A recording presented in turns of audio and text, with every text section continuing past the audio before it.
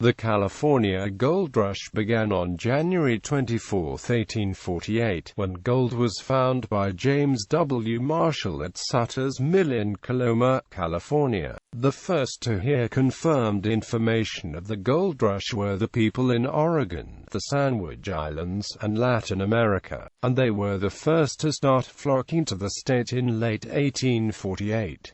All in all, the news of gold brought some 300,000 people to California from the rest of the United States and abroad. Of the 300,000, approximately half arrived by sea and half came overland on the California Trail and the Gila River Trail. The gold seekers, called 49ers, are often faced substantial hardships on the trip. While most of the newly arrived were Americans, the gold rush attracted tens of thousands from Latin America, Europe, Australia, and China. At first, the prospectors retrieved the gold from streams and riverbeds using simple techniques, such as panning. More sophisticated methods of gold recovery were developed and later adopted around the world. At its peak, technological advances reached a point where significant financing was required, increasing the proportion of gold companies to individual miners. Gold worth tens of billions of today's dollars was recovered, which led to great wealth for a few. However, many returned home with little more than they had started with. The effects of the gold rush were substantial. San Francisco grew from a small settlement of about 200 residents in 1846 to a boom town of about 36,000 by 1852. Roads, churches, schools and other towns were built throughout California. In 1849 a state constitution was written, a governor and legislature chosen, and California became a state in 1850 as part of the Compromise of 1850. New methods of transportation developed as steamships came into regular service. By 1869 railroads were built across the country from California to the eastern United States. Agriculture and ranching expanded throughout the state to meet the needs of the settlers. At the beginning of the gold rush, there was no law regarding property rights in the gold fields, and a system of staking claims was developed. The gold rush also had negative effects. Native Americans were attacked and pushed off the lands, and the mining has caused environmental harm. An estimated 100,000 California Indians died between 1848 and 1868 as a result of American immigration. History. The California gold rush began at Sutter's mill, near Coloma. On January 24, 1848, James W. Marshall, a foreman working for Sacramento pioneer John Sutter, found shiny metal in the tail rachi of a lumber mill Marshall was building for Sutter on the American River. Marshall brought what he found to John Sutter, and the two privately tested the metal. After the tests showed that it was gold, Sutter expressed dismay. He wanted to keep the news quiet because he feared what would happen to his plans for an agricultural empire if there were a mass search for gold. However, rumors soon started to spread and were confirmed in March 1848 by San Francisco newspaper publisher and merchant Samuel Brannan. The most famous quote of the California gold rush was by Brannan after he had hurriedly set up a store to sell gold prospecting supplies. Brannan strode through the streets of San Francisco, holding aloft a vial of gold, shouting, "Gold, gold, gold from the American River." On August 19, 1848, the New York Herald was the first major newspaper on the East Coast to report the discovery of gold. On December 5, 1848, President James Polk confirmed the discovery of gold in an address to Congress. Soon, waves of immigrants from around the world, later called the 49ers, invaded the gold country of California, or Motherlode. As Sutter had feared, he was ruined. His workers left in search of gold, and squatters took over his land and stole his crops and cattle. San Francisco had been a tiny settlement before the rush began. When residents learned about the discovery, it at first became a ghost town of abandoned ships and businesses, but then boomed as merchants and new people arrived. The population of San Francisco exploded from perhaps about 1,000 in 1848 to 25,000 full-time residents by 1850. Miners lived in tents, wood shanties, or deck cabins removed from abandoned ships, in what has been referred to as the first world-class gold rush. There was no easy way to get to California. 49ers faced hardship and often death on the way. At first, most Argonauts, as they were also known, traveled by sea. For the East Coast, a sailing voyage around the tip of South America would take 5 to 8 months, and cover some 18,000 nautical miles. An alternative was to sail to the Atlantic side of the Isthmus of Panama, take canoes in mules for a week through the jungle, and then on the Pacific side, wait for a ship sailing for San Francisco.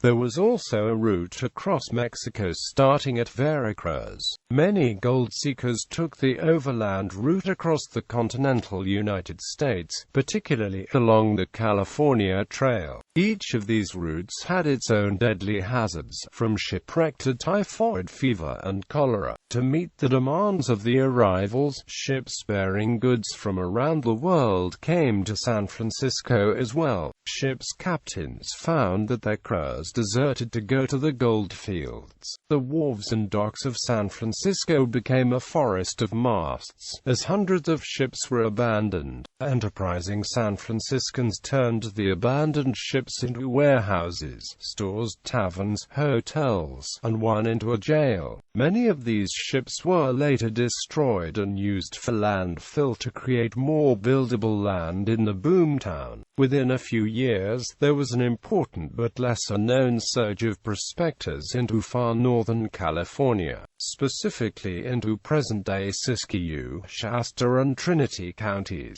Discovery of gold nuggets at the site of present-day Iriga in 1851 brought thousands of gold seekers up the Siskiyou Trail and throughout California's northern counties. Settlements of the gold rush era, such as Portuguese Flat on the Sacramento River, sprang into existence and then faded. The gold rush town of Weaverville on the Trinity River today retains the oldest continuously used Taoist temple in California, a legacy of Chinese miners who came. While there are not many gold rush era ghost towns still in existence, the remains of the once bustling town of Shasta have been preserved in a California State Historic Park in Northern California. Gold was also discovered in Southern California, but on a much smaller scale. The first discovery of gold, at Rancho San Francisco in the mountains north of present-day Los Angeles, had been in 1842, 6 years before Marshall's discovery, while California was still part of Mexico. However, these first deposits, and later discoveries in Southern California mountains,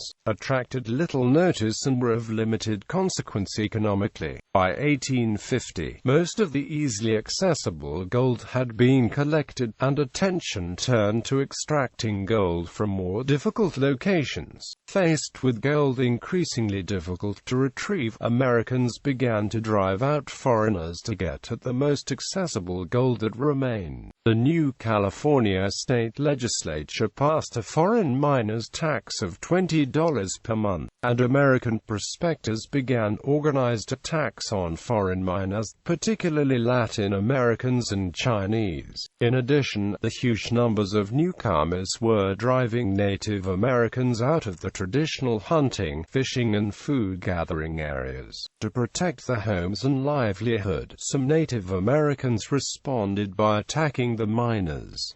This provoked counter-attacks on native villages. The Native Americans, outgunned, were often slaughtered. Those who escaped massacres were many times unable to survive without access to the food-gathering areas, and they starved to death. Novelist and poet Joaquin Miller vividly captured one such attack in his semi-autobiographical work, Life Amongst the Modocs. 49ers, the first people to rush to the gold fields beginning in the spring of 1848, were the residents of California themselves, primarily agriculturally oriented Americans and Europeans living in Northern California, along with Native Americans and some Californios.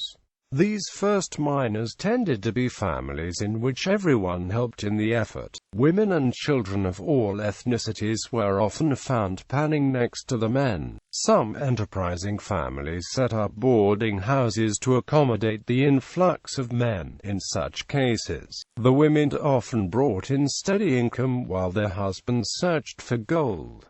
Word of the gold rush spread slowly at first. The earliest gold seekers were people who lived near California or people who heard the news from ships on the fastest sailing routes from California. The first large group of Americans to arrive were several thousand Oregonians who came down the Siskiyou Trail. Next came people from the Sandwich Islands, and several thousand Latin Americans, including people from Mexico, from Peru and from as far away as Chile, both by ship and overland. By the end of 1848, some 6,000 Argonauts had come to California. Only a small number traveled overland from the United States that year. Some of these 48ers, as the earliest gold seekers were sometimes called, were able to collect large amounts of easily accessible gold, in some cases, thousands of dollars worth each day. Even ordinary prospectors averaged daily gold finds worth 10 to 15 times the daily wage of a laborer on the East Coast. A person could work for 6 months in the gold fields and find the equivalent of 6 years' wages back home. Some hoped to get rich quick and return home, and others wished to start businesses in California. By the beginning of 1849, word of the gold rush had spread around the world, and an overwhelming number of gold seekers and merchants began to arrive from virtually every continent. The largest group of 49ers in 1849 were Americans, arriving by the tens of thousands overland across the continent and along various sailing routes. Many from the East Coast negotiated a crossing of the Appalachian Mountains, taking to riverboats in Pennsylvania, poling the keel boats to Missouri River wagon train assembly ports, and then traveling in a wagon train along the California Trail. Many others came by way of the Isthmus of Panama and the steamships of the Pacific Mail Steamship Company. Australians and New Zealanders picked up the news from ships carrying Hawaiian newspapers, and thousands, infected with gold fever, boarded ships for California. 49ers came from Latin America, particularly from the Mexican mining districts near Sonora and Chile. Gold seekers and merchants from Asia, primarily from China, began arriving in 1849, at first in modest numbers to Gumsan, the name given to California in Chinese. The first immigrants from Europe, reeling from the effects of the revolutions of 1848 and with a longer distance to travel, began arriving in late 1849, mostly from France, with some Germans, Italians, and Britons. It is estimated that approximately 90,000 people arrived in California in 1849, about half by land and half by sea. Of these, perhaps 50,000 to 60,000 were Americans, and the rest were from other countries. By 1855, it is estimated at least 300,000 gold seekers, merchants, and other immigrants had arrived in California from around the world. The largest group continued to be Americans, but there were tens of thousands each of Mexicans, Chinese, Britons, Australians, French, and Latin Americans. together with many smaller groups of miners, such as African Americans, Filipinos, Basques and Turks. People from small villages in the hills near Geneva, Italy were among the first to settle permanently in the Sierra Nevada foothills. They brought with them traditional agricultural skills, developed to survive cold winters. A modest number of miners of African ancestry had come from the southern states, the Caribbean and Brazil. A number of immigrants were from China. Several hundred Chinese arrived in California in 1849 and 1850, and in 1852 more than 20,000 landed in San Francisco. Their distinctive dress and appearance was highly recognizable in the gold fields, and created a degree of animosity towards the Chinese. There were also women in the gold rush. They held various roles, including prostitutes, single entrepreneurs, married women, poor and wealthy women. They were of various ethnicities, including Anglo-American, Hispanic, Native, European, Chinese, and Jewish. The reasons they came varied. Some came with the husbands, refusing to be left behind to fend for themselves. Some came because the husbands sent for them, and others came for the adventure and economic opportunities. On the trail, many people died from accidents, cholera, fever, and myriad other causes, and many women became widows before even setting eyes on California. While in California, women became widows quite frequently due to mining accidents, disease, or mining disputes of the husbands. Life in the goldfields offered opportunities for women to break from the traditional work. Legal rights. When the gold rush began, the California goldfields were peculiarly lawless places. When gold was discovered at Sutter's mill, California was still technically part of Mexico, under American military occupation as the result of the Mexican-American War. With the signing of the treaty ending the war on February 2, 1848, California became a possession of the United States. But it was not a formal territory, and did not become a state until September 9, 1850. California existed in the unusual condition of a region under military control. There was no civil legislature, executive or judicial body for the entire region. Local residents operated under a confusing and changing mixture of Mexican rules, American principles, and personal dictates. Lax enforcement of federal laws, such as the Fugitive Slave Act of 1850, encouraged the arrival of free blacks and escaped slaves, while the treaty ending the Mexican-American War obliged the United States to honor Mexican land grants. Almost all the goldfields were outside those grants. Instead, the goldfields were primarily on public land, meaning land formerly owned by the United States government. However, there were no legal rules yet in place, and no practical enforcement mechanisms. The benefit to the 49ers was that the gold was simply free for the taking at first. In the goldfields at the beginning, there was no private property, no licensing fees, and no taxes. The miners informally adapted Mexican mining law that had existed in California. For example, the rules attempted to balance the rights of early arrivals at a site with later arrivals. A claim could be staked by a prospector, but that claim was valid only as long as it was being actively worked. Miners worked at a claim only long enough to determine its potential. If a claim was deemed as low value, as most were, miners would abandon the site in search for a better one. In the case where a claim was abandoned and not worked upon, other miners would claim jump the land. Claim jumping meant that a miner began work on a previously claimed site. Disputes were often handled personally and violently, and were sometimes addressed by groups of prospectors acting as arbitrators. This often led to heightened ethnic tensions. In some areas, the influx of many prospectors could lead to a reduction of the existing claim size by simple pressure. Development of gold recovery techniques. 400 million years ago, California lay at the bottom of a large sea. Underwater volcanoes deposited lava and minerals onto the seafloor. By tectonic forces, these minerals and rocks came to the surface of the Sierra Nevada and eroded. Water carried the exposed gold downstream and deposited it in quiet gravel beds along the sides of old rivers and streams. The 49ers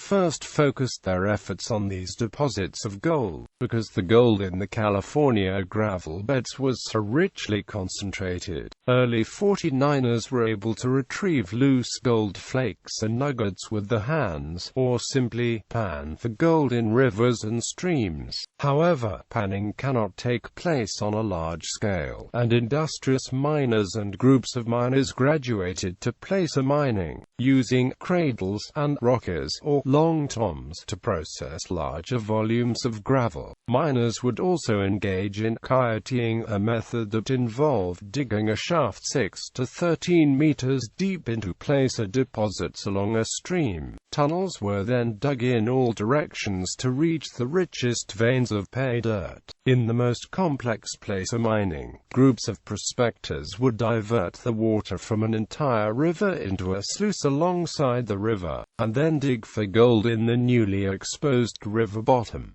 Modern estimates by the U.S. Geological Survey that some 12 million ounces of gold were removed in the first 5 years of the gold rush. In the next stage, by 1853, hydraulic mining was used on ancient gold-bearing gravel beds on hillsides and bluffs in the gold fields. In a modern style of hydraulic mining first developed in California and later used around the world, a high-pressure hose directed a powerful stream, a jet of water, at gold-bearing gravel beds. The loosened gravel and gold would then pass over sluices, with the gold settling to the bottom where it was collected. By the mid-1880s, it is estimated that 11 million ounces of gold had been recovered by hydraulicking. A byproduct of these extraction methods was that larger amounts of gravel, silt, heavy metals, and other pollutants went into streams and rivers. As of 1999, many areas still bear the scars of hydraulic mining, since the resulting exposed earth and downstream gravel deposits do not support plant life. After the gold rush had concluded, gold recovery operations continued. The final stage to recover loose gold was to prospect for gold that had slowly washed down into the flat river bottoms and sandbars of California's Central Valley and other gold-bearing areas of California. By the late 1890s, dredging technology had become economical, and it is estimated that more than 20 million ounces were recovered by dredging. Both during the gold rush and in the decades that followed, gold seekers also engaged in hard rock mining, that is, extracting the gold directly from the rock that contained it, usually by digging and blasting to follow and remove veins of the gold-bearing quartz. By 1851, quartz mining had become the major industry of Coloma. Once the gold-bearing rocks were brought to surface, the rocks were crushed and the gold separated, either using separation in water, using its density difference from quartz sand, or by washing the sand over copper plates coated with mercury. Loss of mercury in the amalgamation process was a source of environmental contamination. Eventually, hard rock mining wound up becoming the single largest source of gold produced in the gold country. The total production of gold in California from then till now is estimated at 118 million ounces.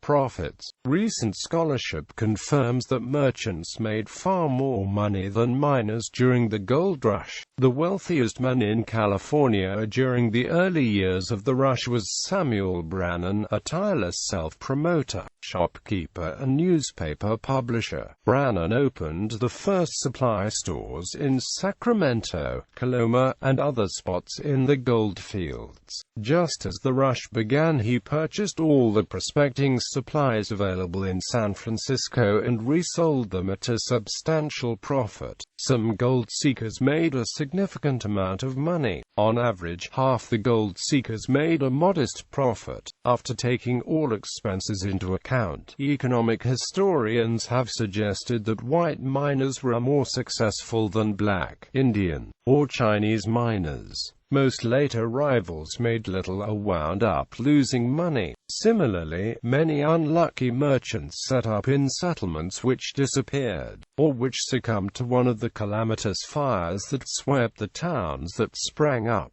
By contrast, a businessman who went on to great success was Levi Strauss, who first began selling denim overalls in San Francisco in 1853. Other businessmen, through good fortune and hard work, reaped great rewards in retail, shipping, entertainment, lodging, or transportation. Boarding houses, food preparation, sewing, and laundry were highly profitable businesses often run by women who realized men would pay well for a service done by a woman. Brothels also brought in large profits, especially when combined with saloons and gaming houses. By 1855, the economic climate had changed dramatically. Gold could be retrieved profitably from the gold fields only by medium to large groups of workers, either in partnerships or as employees. By the mid-1850s, it was the owners of these gold mining companies who made the money. Also, the population and economy of California had become large and diverse enough that money could be made in a wide variety of conventional businesses. Path of the gold once extracted. The gold itself took many paths. First, much of the gold was used locally to purchase food, supplies and lodging for the miners. It also went towards entertainment, which consisted of anything from a traveling theater to alcohol, gambling, and prostitutes. These transactions often took place using the recently recovered gold, carefully weighed out. These merchants and vendors in turn used the gold to purchase supplies from ship captains or packers bringing goods to California. The gold then left California aboard ships or mules to go to the makers of the goods from around the world. A second path was the Argonauts themselves who, having personally acquired a sufficient amount, sent the gold home, or returned home taking with them the hard-earned diggings. For example, one estimate is that some $80 million